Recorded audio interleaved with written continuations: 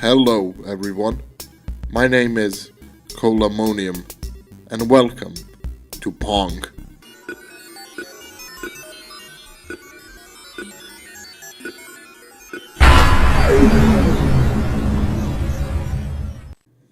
Imagined in the early 70s by Nolan Bushnell, PONG pioneered the now ever-present home video game.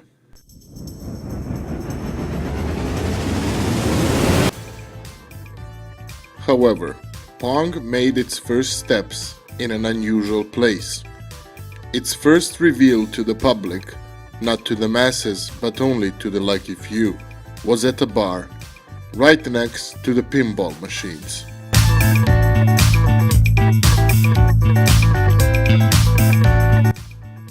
In the following weeks, the PONG prototype would develop a problem, but to the discovery of Alan Alcorn, the game's programmer, the machine's coin mechanism had been overflowing with quarters. By 1973, PONG had moved out of the bars and into the world. PONG was shipping to other countries outside of the US.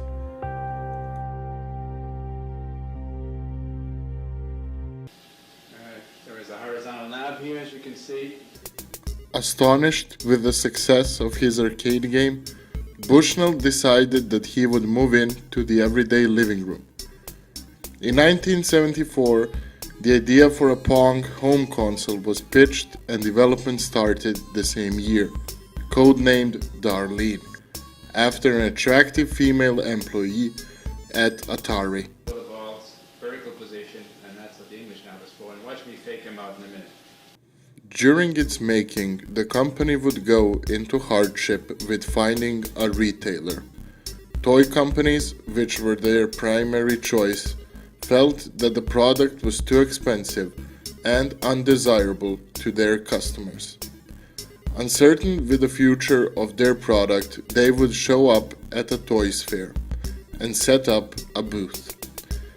They were unsuccessful with filling up orders due to the fact they did not know they needed a private showing. Eventually, at the show, they would meet up with Tom Quinn, a Sears representative. Atari would in the following months obtain a Sears deal to manufacture 150,000 units by the Christmas season. This was no small task, so Atari had to acquire a brand new factory. They would eventually make it to the deadline, with all 150,000 units being made. The first units had the particular Sears Telegames branding.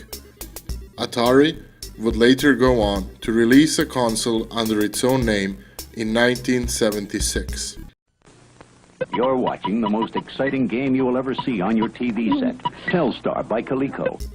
PONG was an instant success.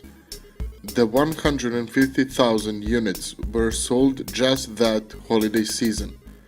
With its immaculate success came a number of copycat companies wanting to capitalize, many of which would continue to manufacture new consoles and video games. Most notable of which were the Magnavox Odyssey and Coleco, which featured free variants of PONG. In the present day, the PONG consoles have become quite the collector's fantasy, with YouTube's angry video game nerd showing off his impressive collection in a video. PONG was a favorite and would live to see many sequels and remakes.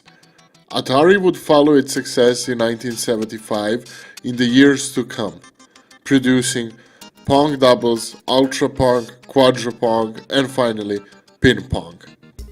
In 1976, PONG would receive its first remake, a single-player version of PONG, titled Breakout.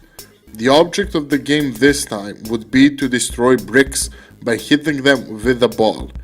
Much like PONG, Breakout would share the same fate, receiving many clones that copied the gameplay. I'm too good at Pong.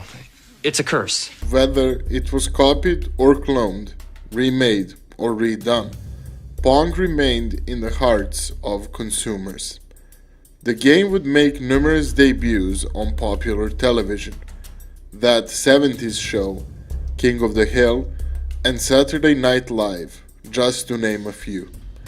Other video games would make references to Pong as well, such as Banjo-Kazooie, Nuts and Bolts for the Xbox 360.